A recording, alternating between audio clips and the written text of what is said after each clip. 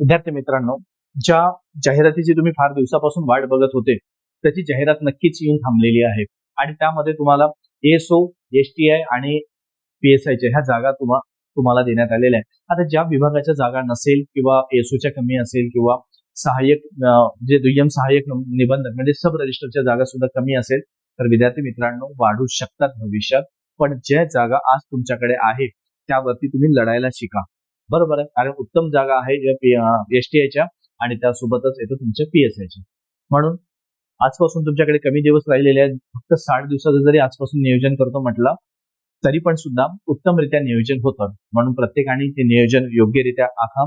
तुमचा जाणारा वेळ हा कमी करा आणि ज्या पद्धतीने तुम्हाला सर्व साम दाम दंडभेद हा सर्व गोष्टीचा अवलंब करून तुम्ही त्या गोष्टीच्या त्या पदाच्या मागे लागा. यश तुमचं नक्की असणार आहे.